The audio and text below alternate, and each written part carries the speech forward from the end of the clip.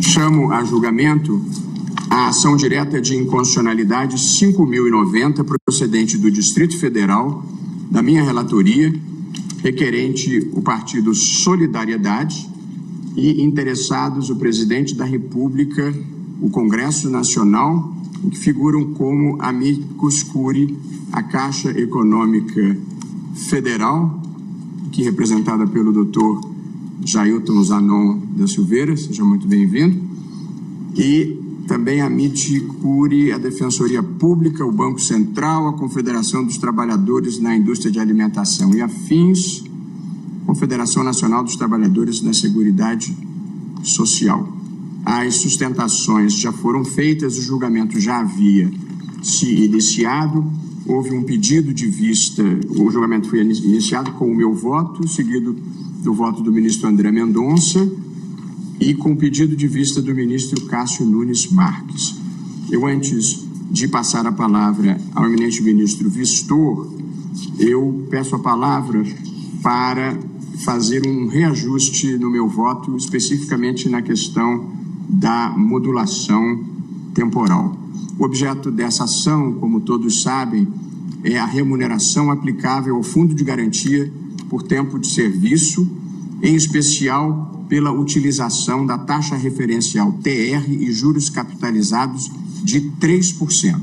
E a discussão que se estabeleceu aqui era sobre a legitimidade ou não desse critério de reajuste dos depósitos do Fundo de Garantia do Tempo de Serviço.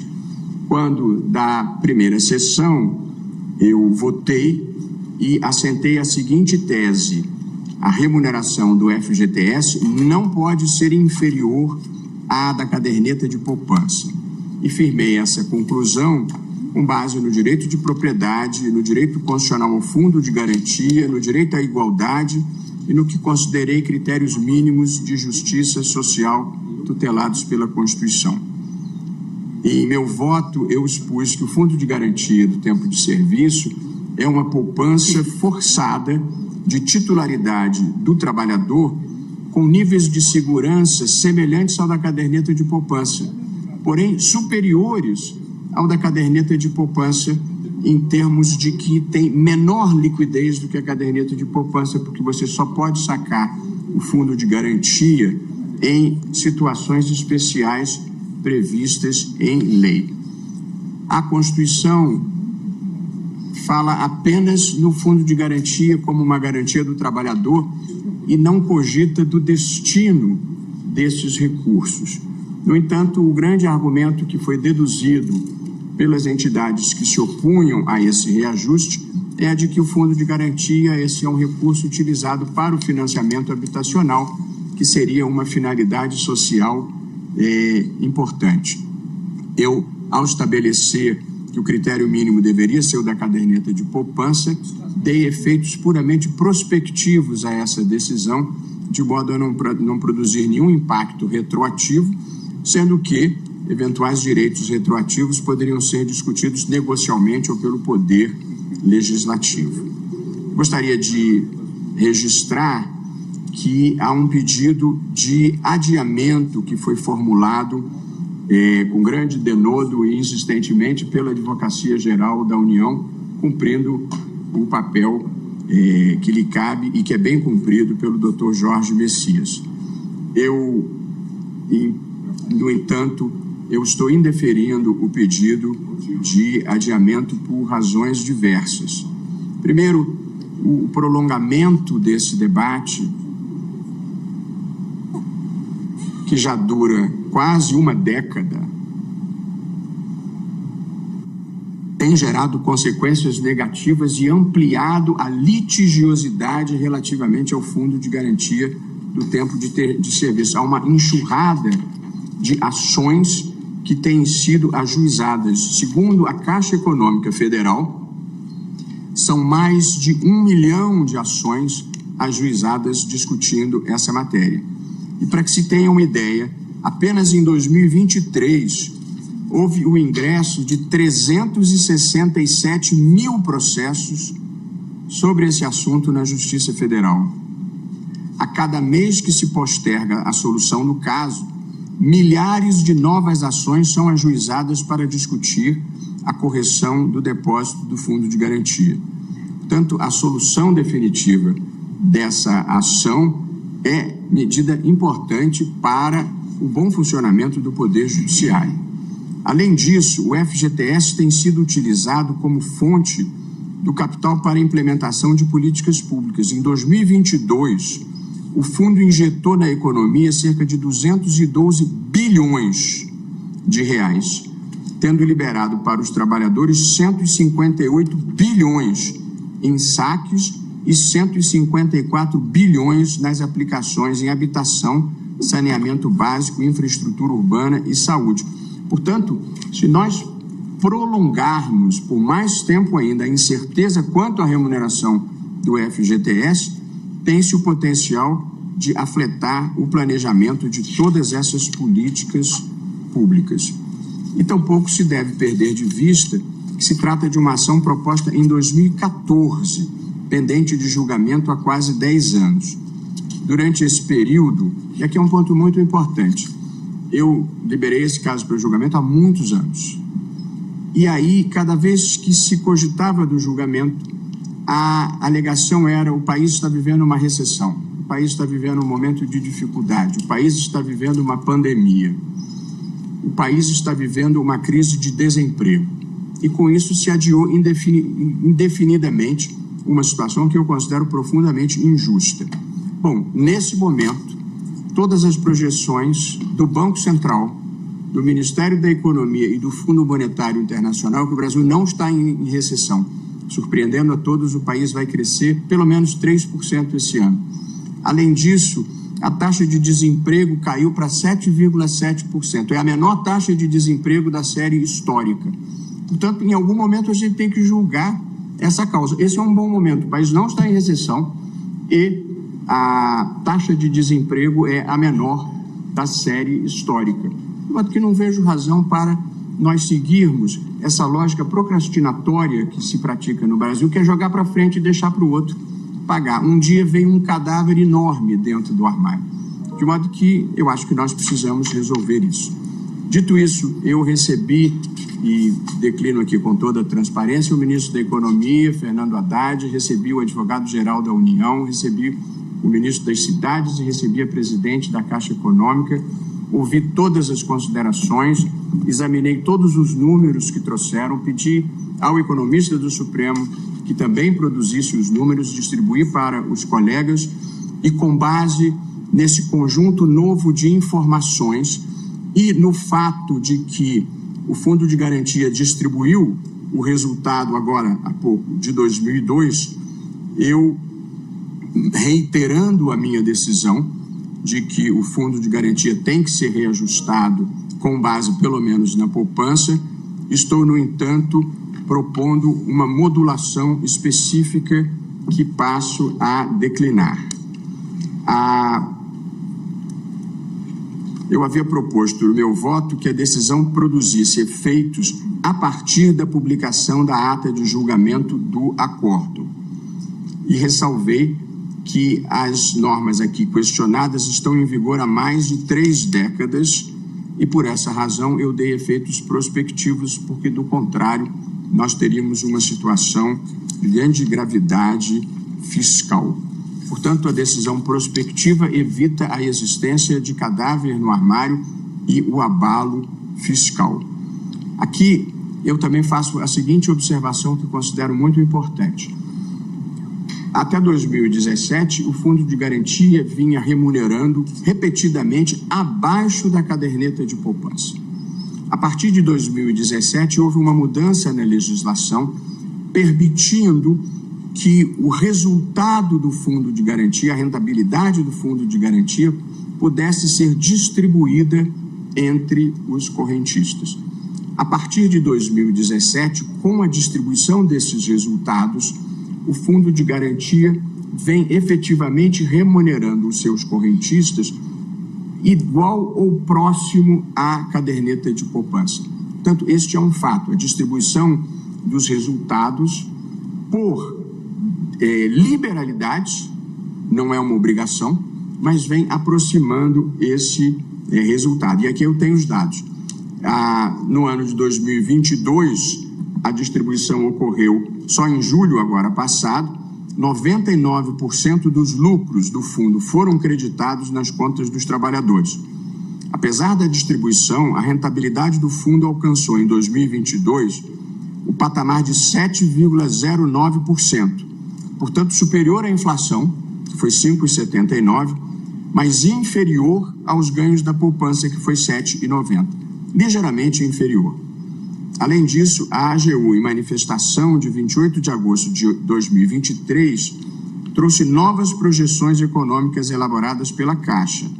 Tais projeções apontaram, a partir dos índices econômicos extraídos do relatório Focus do Banco Central, para os anos de 2023 a 2026, que a rentabilidade projetada para a poupança para todos esses anos é superior à rentabilidade do FGTS, ainda que seja realizada a distribuição de 100% dos resultados do fundo para todos os trabalhadores. Disso decorre, disse a Caixa, que eventual equiparação da remuneração global do FGTS à caderneta de poupança implicará aumento de despesa para a União e a necessidade de ajuste nas diretrizes políticas públicas, inclusive habitacionais, que envolvam recursos do FGTS.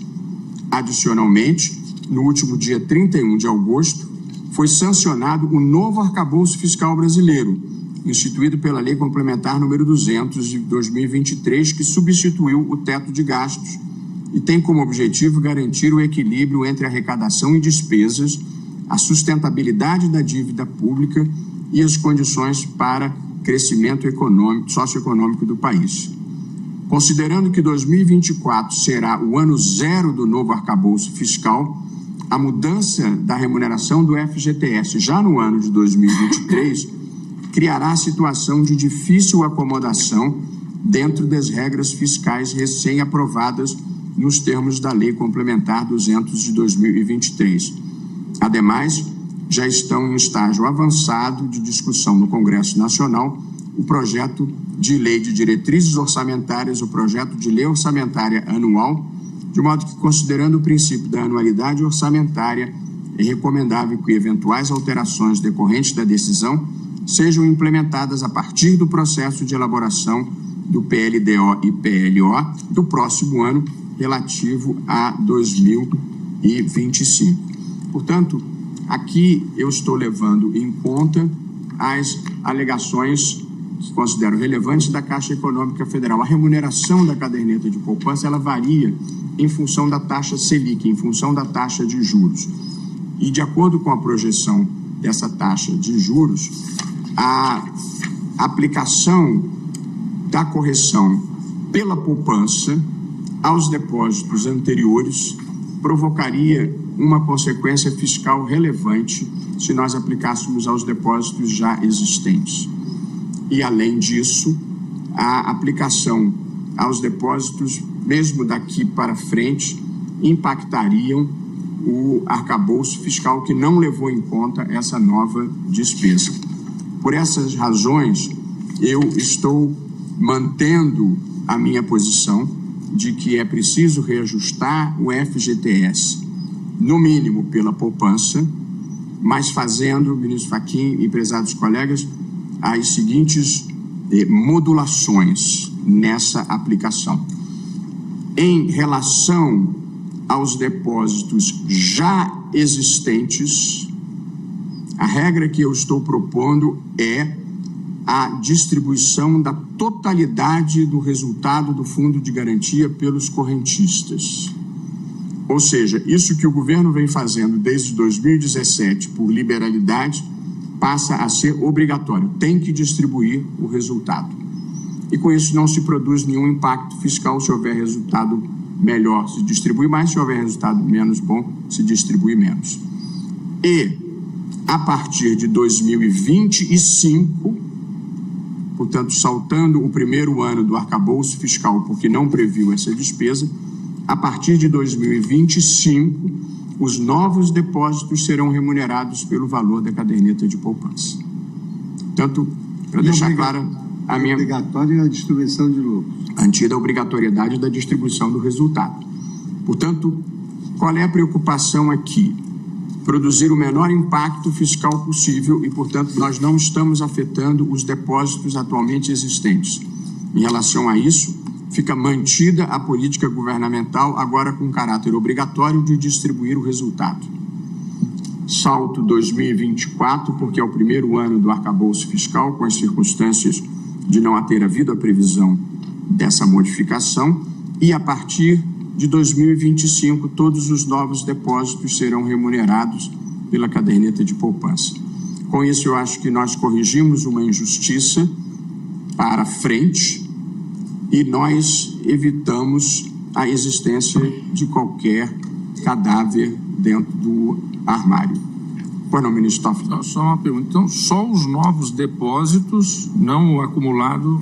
Exatamente. Só os novos. O acumulado vai ser beneficiado da distribuição do resultado. Mas não a aplicação obrigatória. A distribuição do resultado pode equiparar a caderneta de poupança, pode até superar. Isso depende da variação da taxa de juros.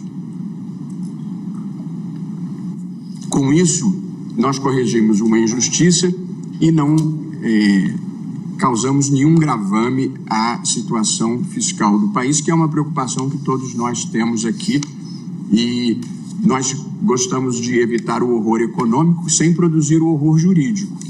Portanto, estamos aqui em busca do equilíbrio possível entre o que me parece justo e o que parece compatível com as circunstâncias do país. Portanto, ministro André, eu, como Vossa Excelência já havia me acompanhado, eu queria dizer que estou reiterando a posição de que o ajuste tem que ser pela poupança, mas alterei a modulação com essas duas observações que acabo de fazer. Como Vossa Excelência já votou, indago a Vossa Excelência como se posiciona relativamente a essa modificação. Agradeço, senhor presidente.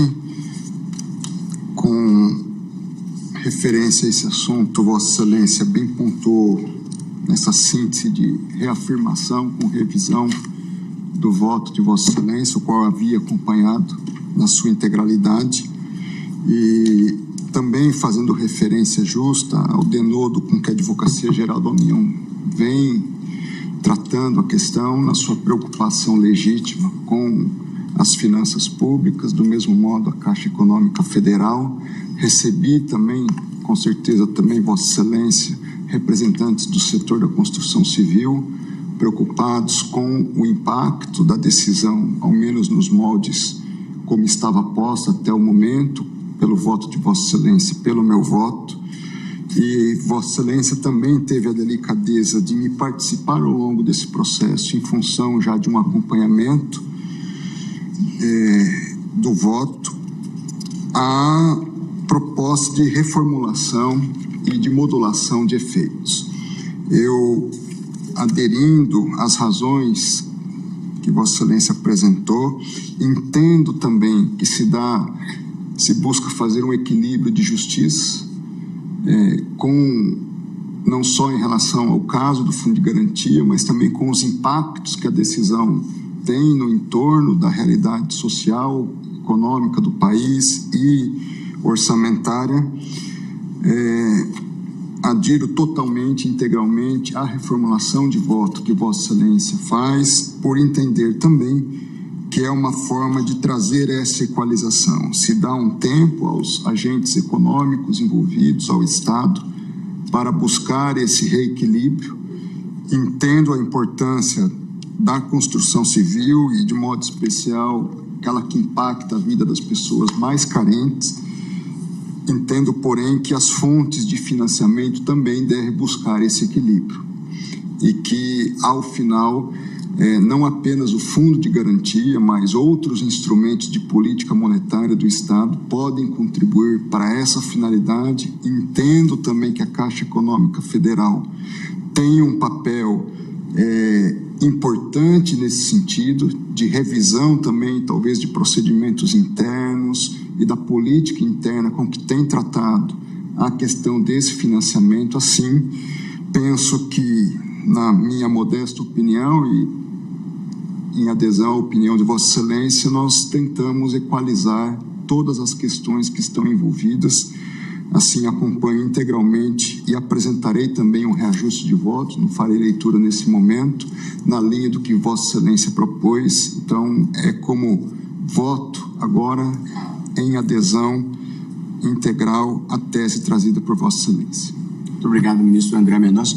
Para que as pessoas entendam, isso é um debate público relevante, o financiamento habitacional é feito em parte expressiva pela caderneta de poupança e em parte expressiva pelo Fundo de Garantia do Tempo de Serviço. Mais ou menos a distribuição é 60% para a poupança e 40% para o Fundo de Garantia. O que nós estamos decidindo aqui é que os financiamentos do Fundo de Garantia do Tempo de Serviço vão custar basicamente o mesmo que custa o financiamento pela poupança. Nós não queremos negar que isso produz algum impacto, porque se você está remunerando mais o fundo de garantia, os novos financiamentos terão que ser a um custo mais alto. Porém, o que nós estamos decidindo, o ministro André e eu, é que se quiser baixar esse custo e subsidiá-lo, que é legítimo, não deve tirar o dinheiro do trabalhador, deve tirar o dinheiro talvez de algum outro lugar, se esse for o caso. Muito obrigado, ministro André. Agora sim, passo a palavra ao ministro Vistor, ministro Cássio Nunes Marques.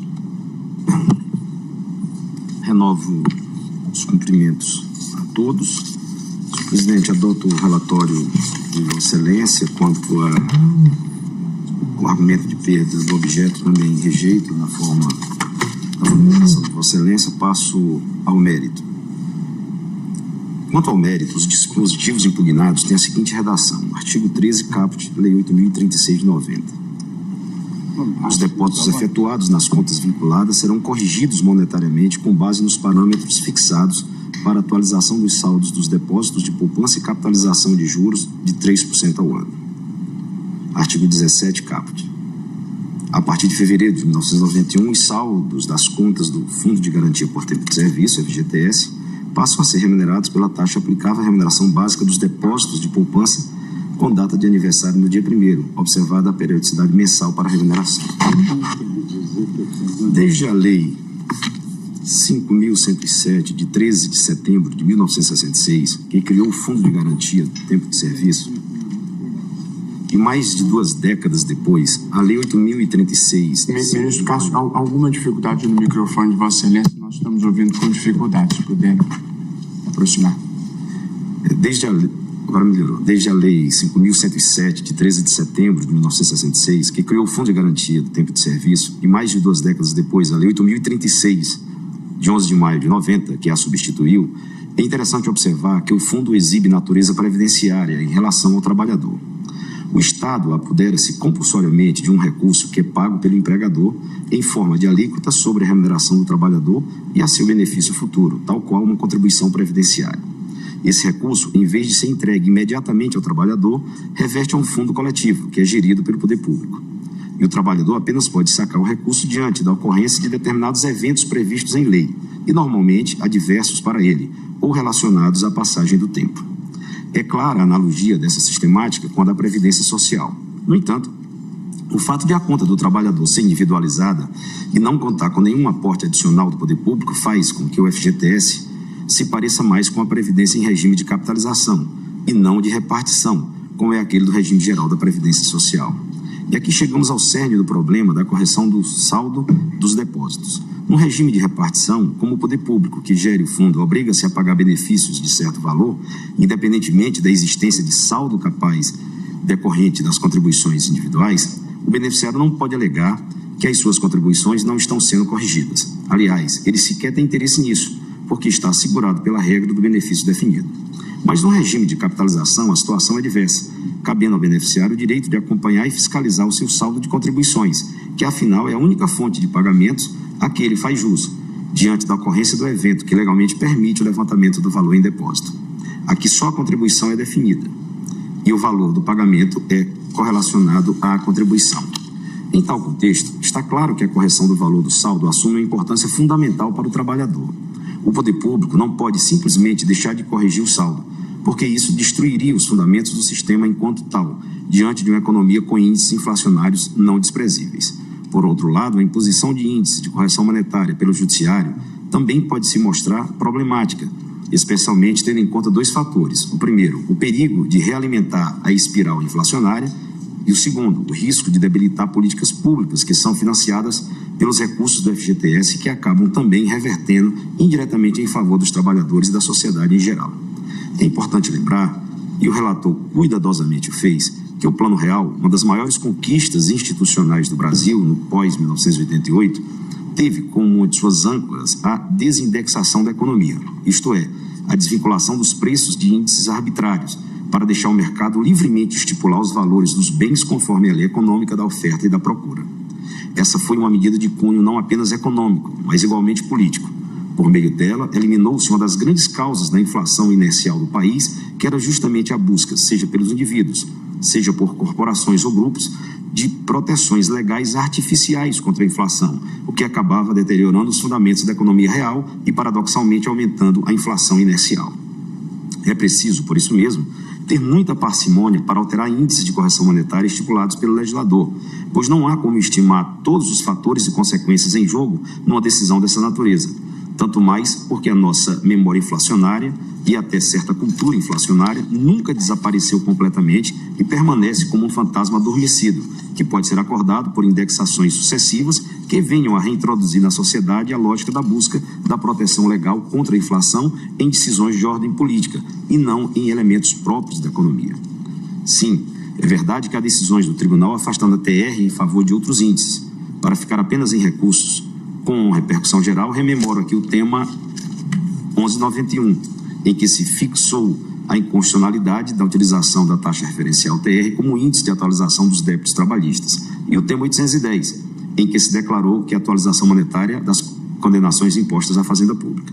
No entanto, em um passado mais remoto, o tribunal também já afirmou a legitimidade da taxa referencial TR como índice de atualizações de obrigações, com uma única ressalva de inviabilidade de sua aplicação retroativa.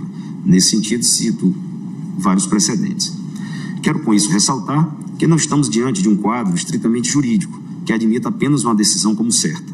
Pelo contrário, as escolhas de índices de correção monetária têm um forte componente político. Inclusive, a própria decisão sobre deferir a correção monetária em tal ou qual obrigação a termo, que parece óbvia, é uma deliberação de ordem política com custos econômicos, porque em muitos países isso não é seguido.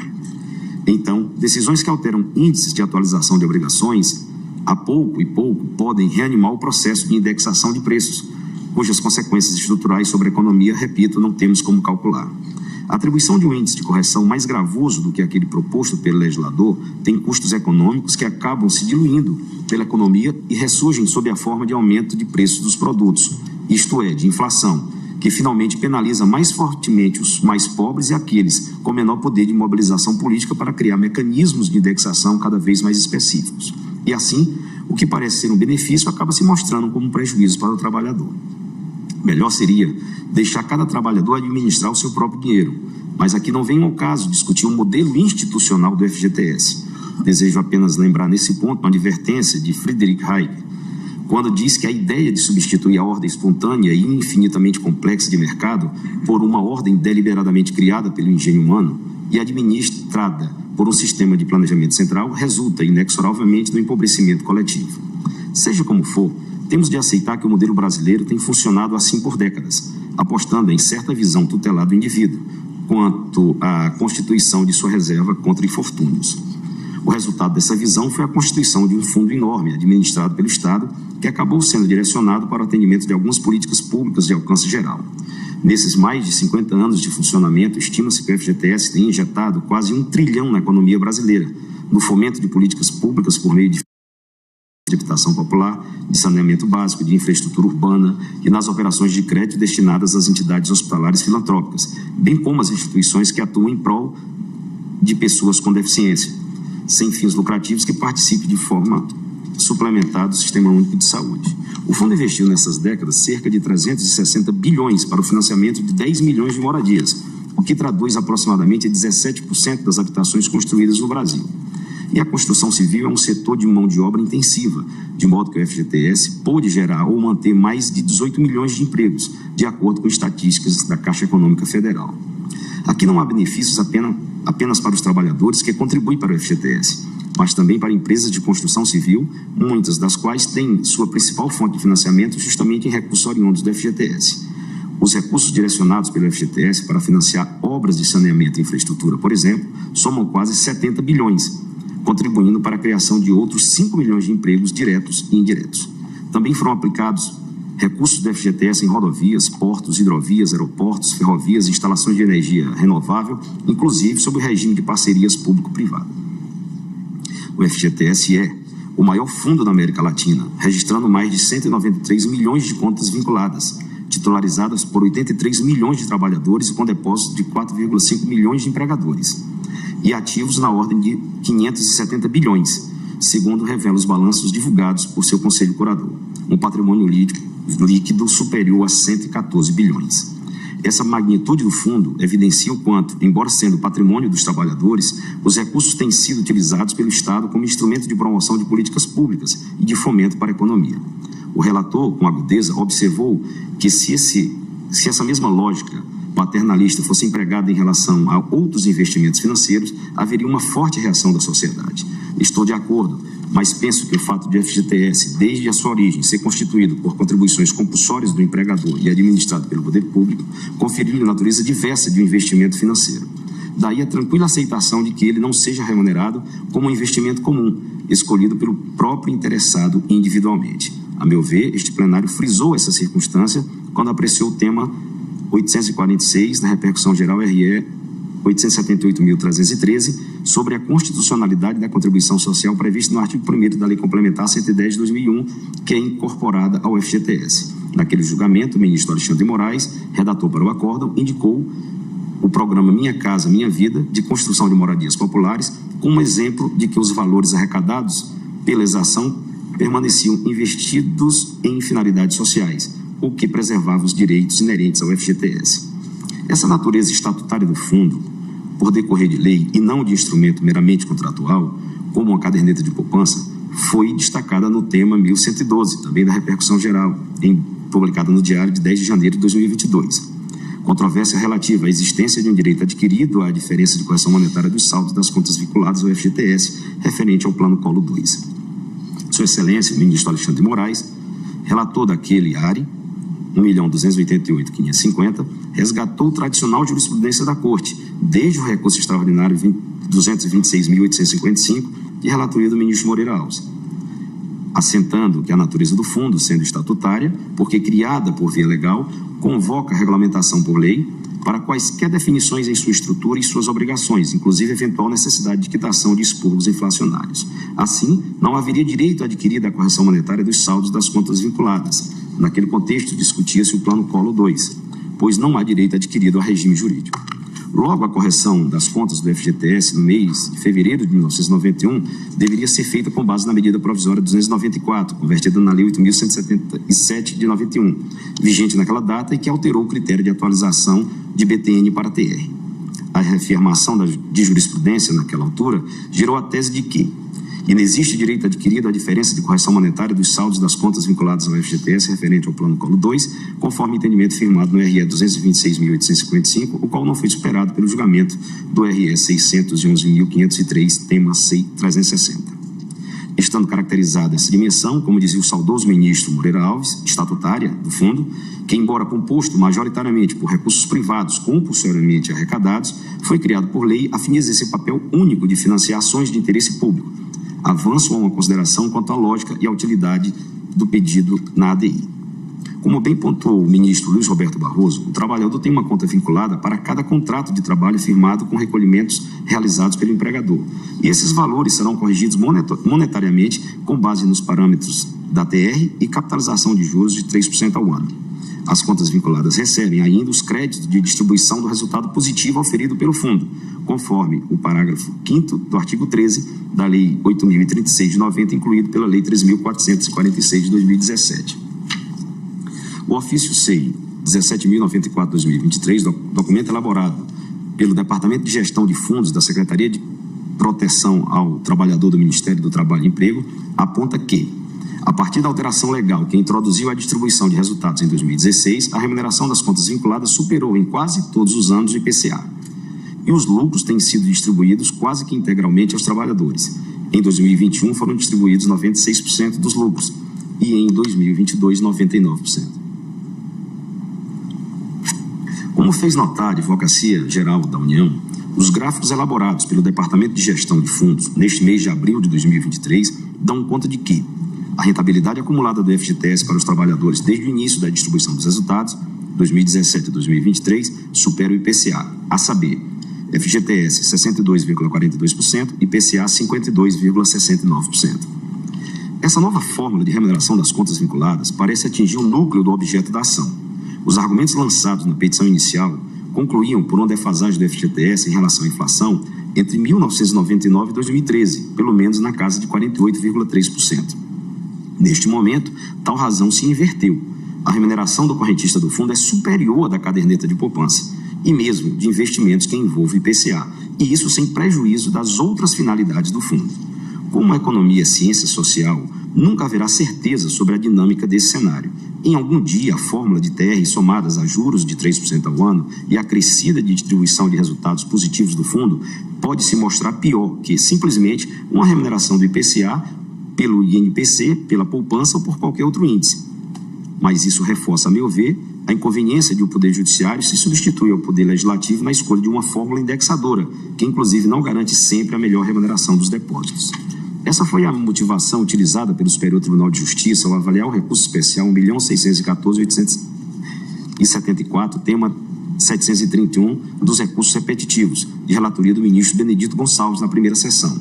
Ao discutir em 2018 exatamente a possibilidade ou não de a TR ser substituída como índice de correção monetária dos saldos das contas vinculadas ao FGTS, o tribunal fixou a tese de que a remuneração das contas vinculadas ao FGTS tem disciplina própria, ditada por lei, que estabelece a TR como forma de atualização monetária, sendo vedado, portanto, ao Poder Judiciário substituir o mencionado índice. O Superior Tribunal de Justiça, dessa maneira, à luz do caráter institucional do FGTS, afirmou que não haveria direito aos fundistas de elegerem o índice de correção monetária que entendem ser mais vantajoso a cada instante. O FGTS não é um investimento privado que visa exclusivamente a rentabilidade individual. Com efeito, não apenas porque inexiste natureza contratual, mas também porque essa mudança de índices traz reflexos substanciais no fomento das políticas públicas e nas metas dos programas de habitação, saneamento básico, infraestrutura urbana, operações de microcrédito e operações de crédito destinadas a entidades hospitalares filantrópicas, as instituições que atuem com pessoas com deficiência e as entidades sem fins lucrativos que participem do Sistema Único de Saúde de forma complementar. A título de exemplo das muitas virtudes do FGTS, fora do âmbito estritamente trabalhista, graças especialmente ao fato de não ter o fundo de oferecer uma rentabilidade típica de mercado, observe que a carteira de crédito habitacional da Caixa, a tradicional de mercado, que é baseada no IPCA, um dos índices invocados pelo partido autor da ação, é hoje de 4,33% mais IPCA. Já o FGTS é capaz de promover financiamento a um custo muito inferior, em média 4,96% no total. E a política de descontos aumenta ainda mais a vantagem para a população de baixa renda, possibilitando reduções significativas no valor de entrada dos financiamentos, que podem chegar até 47 mil. Outro exemplo. O montante da taxa de juros atualmente aplicada nas operações de financiamento habitacionais lastreadas no FGTS, TR, aplica taxas de 6,26 a 8,90. A troca da TR pelo IPCA importaria a aplicação de taxas de 10,42 e 13,06 e pelo INPC de taxas de 10,56 a 13,20 ao ano.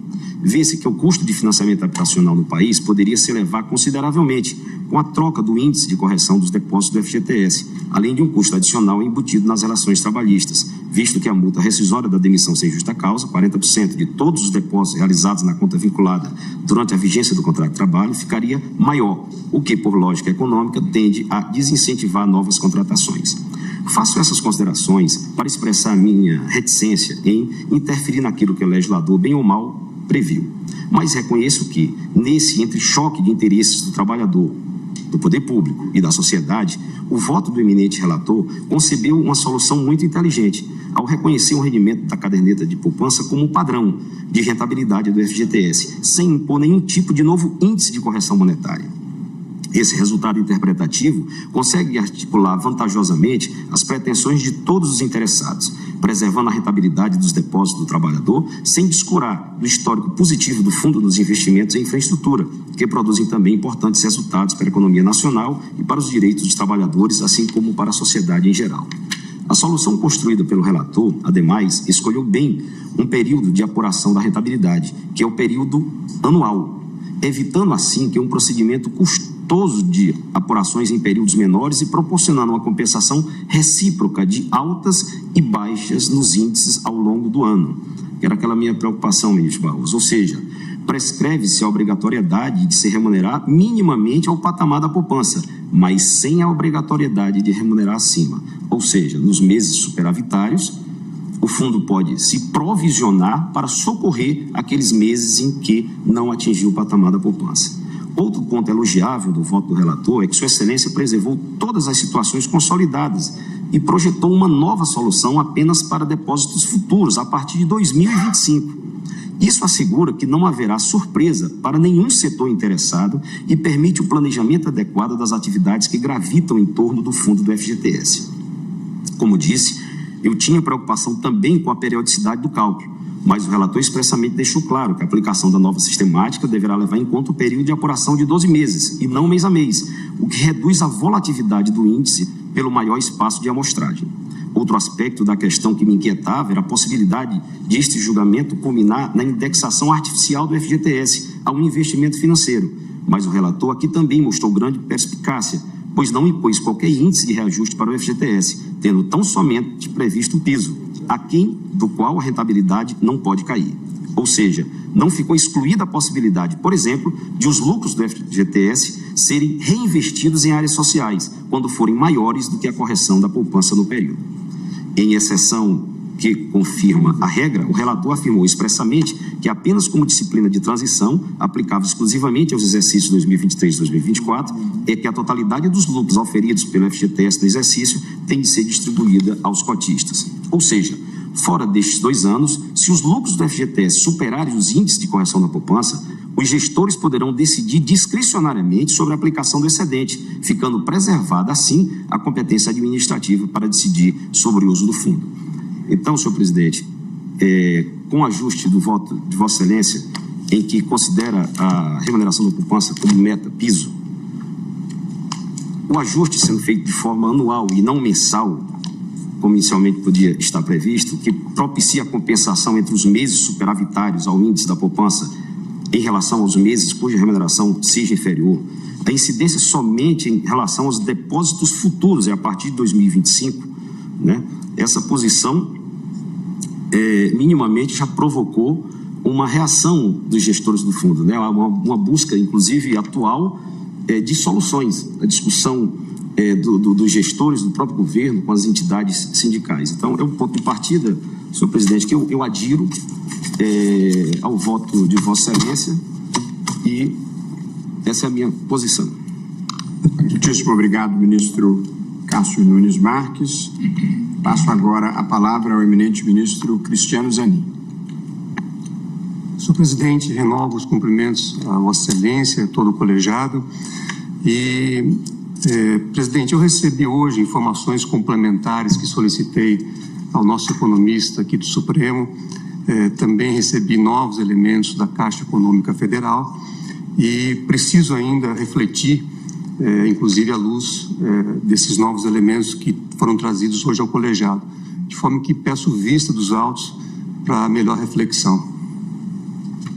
Muito obrigado, ministro Cristiano Zanin, que, portanto, pede vista dos autos.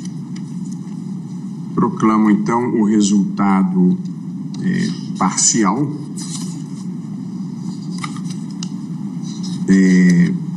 Após os votos dos ministros Luiz Roberto Barroso, André Mendonça e Cássio Nunes Marques, que reconheciam o direito de reajuste do FGTS pelo valor mínimo da caderneta de poupança, com as regras de modulação temporal que estipularam, pediu vista o ministro Cristiano Zanin. Indago dos demais se aguardam a devolução da vista. Aguardam os demais.